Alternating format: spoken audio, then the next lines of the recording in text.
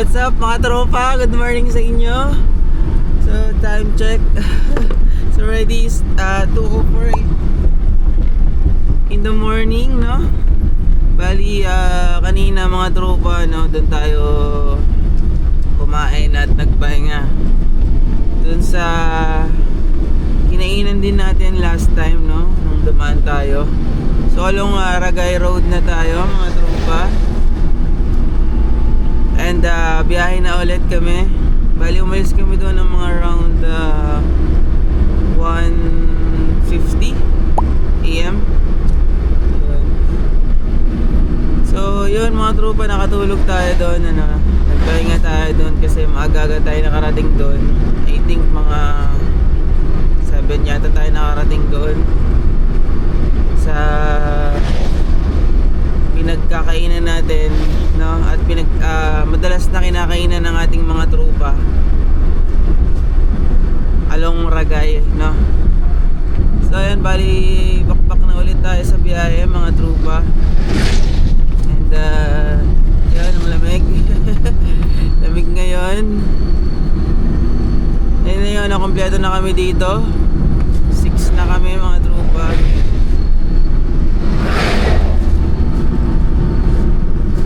So bali binabagtas na namin tong medyo mais-ice pa na daanan, mamaya kasi dyan na natin masusubukan ulit yung mga lubak.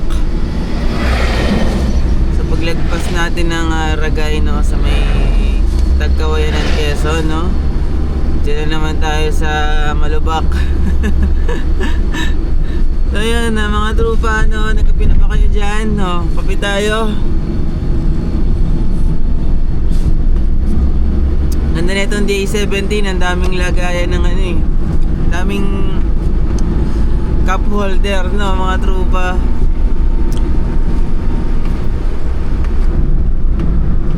And ayun pala, nakalimutan kong sabihin, kapag kagaling kayo sa biyahe, pagpahingin nyo muna yung makina, before nyo patayin yung bago nyo po patayin yung makina pagkagaling sa biyahe, kahit at least 3 to 5 minutes po mga tropa, lalo na kung heavy yung long ride talaga, kagaya nung ating biyahe ngayon. Sabi lang naman sa akin to nung isa po sa mga tropa natin na expert po, na meron pong kaalaman sa DA-17, para siguro makapagpahinga yung transmission, ganun. So bago natin na pinapatay, pinare-rest muna natin siya ng mga 3 minutes, ganun mga tropa, bago natin i-turn off yung makina. Tapos ganoon din kapag cold start ka sa morning, bali pagka turn on mo muna yung accessories. Then kapag namatay na yung mga ibang warning lights, i-crank mo na. So makita mo naman dun yung kanyang cold start indicator, yung parang itsurang kulay blue. Siguro mga depende kasi kung nalamigan yung makina mo ng medyo matagal, malamig yung panahon. So mga siguro 3 to 5 minutes din mo siya ipa-cold start, para at least mag-settle yung mga oil niya sa ilalim, sa oil pan. Then naman mga trupa, update ko na lang kayo mamaya, medyo madilim-dilim pa dito sa dinadaanan natin, pero laban to kasi okay naman yung mga ilaw natin, saka 6 naman tayo, kaya all goods lang. Ayan, update ko na lang kayo mamaya. Alright mga trupa, Tagkawayan na tayo, Tagkawayan, Quezon. So time check, it's already 3:12 AM in the morning. Ito na, sumasabak na kami sa mga lubak at talagang dahan-dahan lang, ang ginagawa namin since talagang madilim mga tropa, kapag walang kasabay, naka-high beam kami para at least makakita namin yung lubak. Medyo malayo pa lang. Bali tinatansya-tansya lang namin, no? Since talagang grabe talaga kalubak. Mahirap pang mag-travel dito kapag mahina ang ilaw mo at gabi, no? So itong ilaw ng minivan, no, goods lang naman siya. Ito kasing set natin is itong setup natin is ano siya, heavy tint, kagaya nung ating unit, no?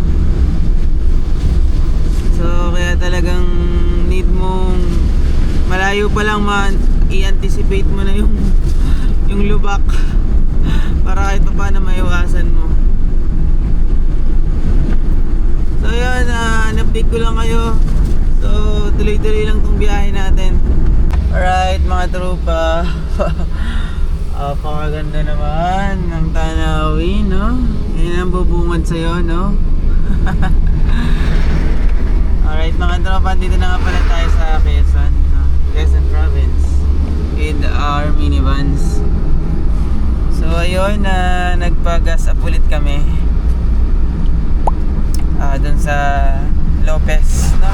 Nagpa-gas kami dun ng ating mga unit, no? Kasi banda dito na sa may medyo mahal na. Doon medyo kaya-kaya pa eh. So ang ganda mga tropa. Ay, nakaka-relax, no? So nag-asap na lahat ng mga unit natin and all set na ulit. Biyahe na ulit ng mga tropa. And I think doon ulit kami kakain, no, sa favorite spot ng mga tropa natin, no? So nakaka-enjoy yung biyahe natin, no, mga tropa. So marami pang series yung mangyayari, no? Bukod pa dito sa itong natin to, itong video natin na to is episode kasi yung una nyo napanood, so season 1 ba yun tawag doon? So season 2 na to mga tropa. Season 2, alright, season 2. So bali after neto meron pang susunod mga tropa, abang-abang lang, no? And masaya tayong naglalakbay mula Visayas hanggang Luzon. 3 araw yung ating travel, no? Kasama na po yung ating mga pahinga-pahinga. And syempre hindi din po pwede na dire-diretso yung biyahe, dahil kailangan din natin ng pahinga para may lakas tayo na mag-drive ulit. So yan, pagbalik ko sa amin yan, siguro papahinga lang tayo, tapos baka bumiyahe na ulit tayo ng Lalamove, no? Kasi nakakamiss din bumiyahe ng Lalamove, no, mga tropa, para meron din tayong ibang kaganapan, no? Kasi usually marami talaga tayong inaasikaso mga tropa at marami tayong ginagawa. And yun, masaya naman mga tropa. At ang mahalaga naman kasi dito is nag-i-enjoy tayo sa mga ginagawa natin. Yun ang importante, no? At safe driving lang tayo palagi. Hindi tayo nagmamadali. At yung tamang driving lang mga tropa. So yun, update ko na lang kayo later, no? Magta-time check muna tayo. Time check is already 6:22 AM in the morning. Nagkape na ba ang lahat? So pagdating natin doon mamaya sa stopover, magkakape ulit tayo. So ayun lang naman, in-update ko lang kayo. And let's go! Alright mga tropa, good morning sa inyo. Dito na tayo sa may Gumaka. So time check tayo mga tropa. 7:11 AM. So ito yung mga unit natin.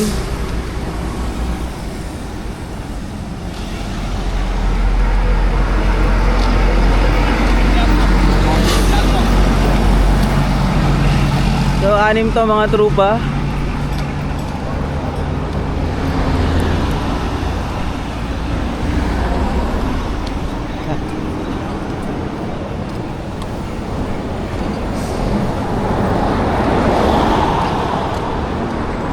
So, bali,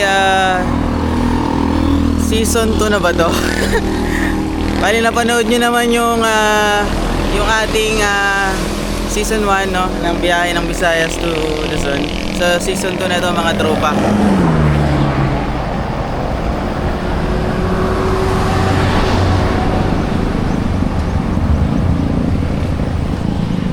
Kabilang tayo.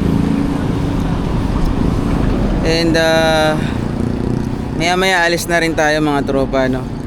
So kukuha lang tayo ng mga clips.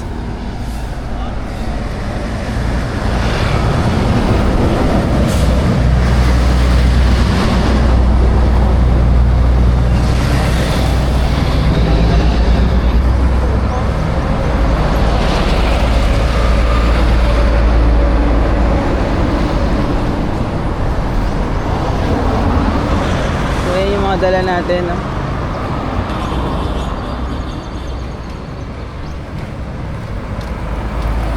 So maya alis na rin tayo mga trupa. Pahinga lang konti. Tapos biyahe na ulit. So bali mga 100 plus kilometers pa yung tatakbuhin namin ng ating mga trupa, no? Yung dala natin yung DA-17 na white. Napaka solid talaga mga trupa. Ako na nagsasabi sa inyo, solid talaga. Grabe din na manakbo yung DA-17 mga tropa. Konting tapak mo lang kapag ka 60 na, ang bilis niya lang mag-response. So yun, update ko na lang kayo later, no? Let's go! So kagaya ng tinuro sa akin mga tropa, close ang mga windows. On na natin. Naka-on ang accessories, no? Ito yung sinasabi ko sa inyo, antayin nating mamatay, no? Yung mga ibang warnings. So kapag ganyan na, pwede na nating start.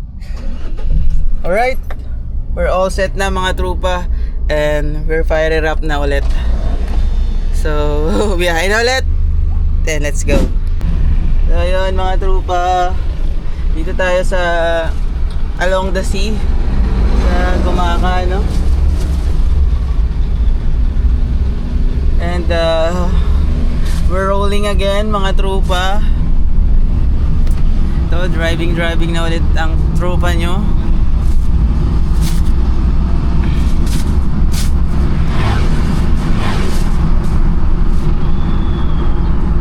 So medyo maambon-ambon mga tropa.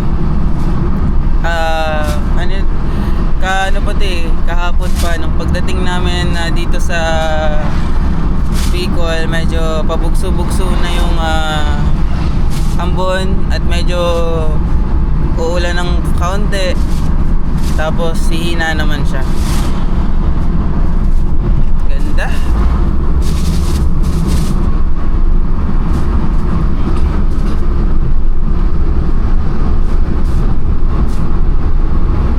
Ayun yung sinasabi ko sa inyo mga tropa na nakaka-relax, no, kapag nadadaan tayo sa ganyan.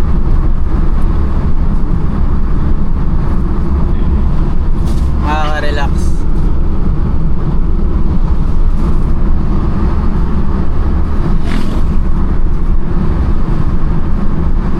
Grabe.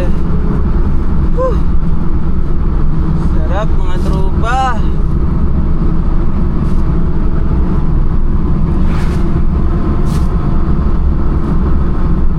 Tingnan mo yung hampas na mga halo, no?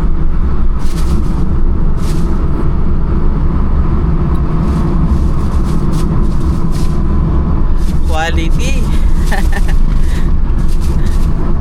Quality talaga mga tropa. Quality na yung lugar, quality pa yung minivan. Napaka smooth. Baka solid builder yarn. Basta pagka maayos talaga yung builder mo, tsak, maayos din yung unit mo. So sa palagi kong ina-advise, look for a trusted builder with after sales, no? If you want to consider my builder, just kindly PM me on our page, no, mga trupa. If you're interested, no, or you're looking for a quality builder, pwede nyo pong i-consider yung ating builder. PM nyo po ako, help ko po kayo. May promo code po tayo dyan na ako po bahala. Once ma-approve po kayo at makuha nyo yung minivan nyo, yun po, dun pa lang po masaya na ako, no? And yun lang naman mga trupa, PM lang kayo. So paakit na tayo sa Old Zigzag Road mga trupa, dito sa may Atimonan. Time check, it's already 7:37 AM in the morning. Dito na naman ulit tayo.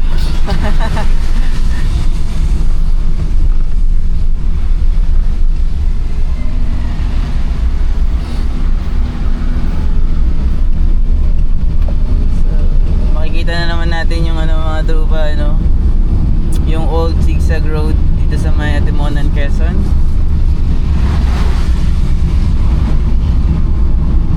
Makakita na naman tayo ng mga nagbebenta ng wild honey.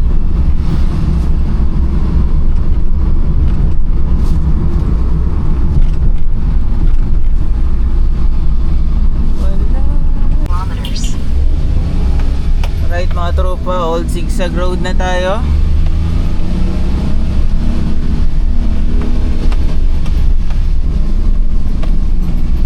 Ay, nakaka-relax.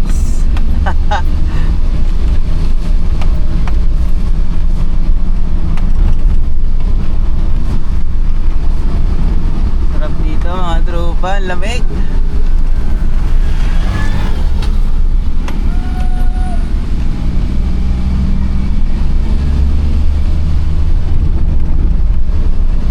Ganda.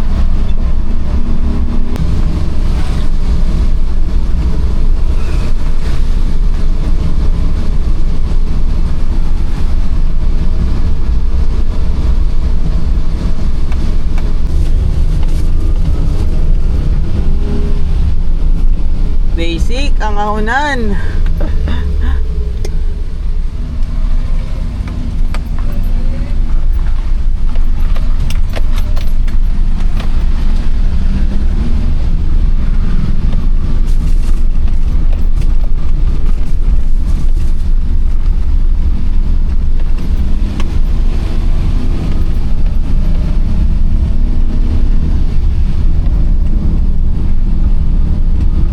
Tinry nga pala natin mga trupa yung manual, no?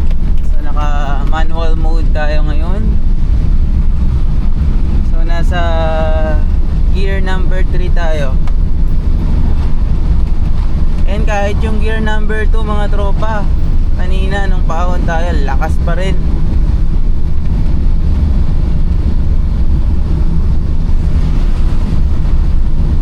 Lakas talaga sa ahunan mga tropa.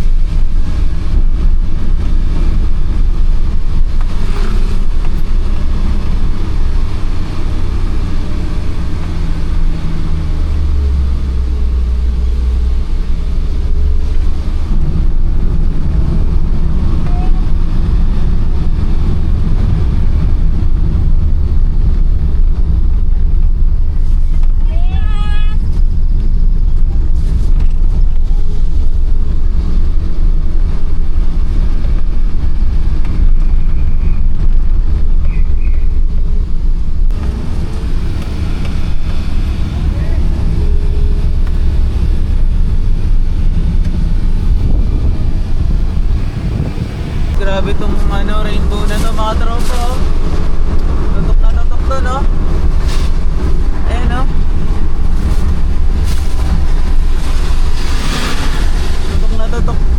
atin mga tropa.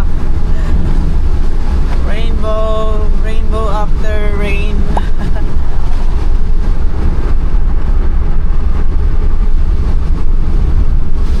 Alright mga tropa, we are here na sa Sariaya, Quezon, no? Time check is ready. It's already 9:19 AM in the morning and nag-uulan-ulan, ano? So meron na lang tayong 104 kilometers away from the base camp. Suwabe naman ang biyahe natin, no? Malamig mga tropa. Since nag-uulan-ulan, hindi naman ganoon ka-traffic, no? Kasi maaga pa. And smooth pa naman, no? Ang takbuhan natin. And meron na lang tayong almost walang 3 hours na travel time. Wala na tong stop over mga tropa. Rekta na to. Naman na tayo, nakapag-breakfast na tayo. And dire-diretso na to hanggang sa ating base camp.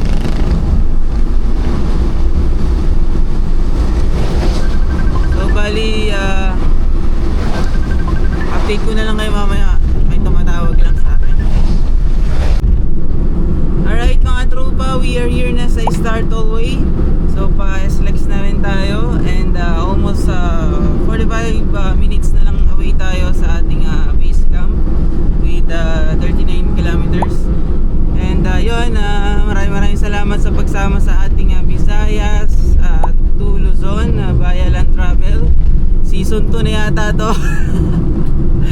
Kaya mga tropa, sobrang sayang experience na naman. At panibagong experience na naman ng ating naranasan sa Visayas, no. So kakaibang ruta na naman ng ating nadaanan. At iba't ibang klaseng bagong daan ang ating mga dinaanan, no. So ayun, maraming salamat sa pagsuporta ng ating mga tropa dyan, mga silent viewers natin ng mga tropa. At doon po sa mga nag-PPM regarding po sa minivan, sa mga wala pong pang cash or gusto pong mag-financing or mag-installment, no, ng unit, pwede ko po kayong tulungan. PM lang po kayo sa ating page at doon po tayo magkwentuhan, no. So yun lang mga tropa, maraming salamat sa inyong pagsuporta and see you on our next video mga tropa. Mag-ingat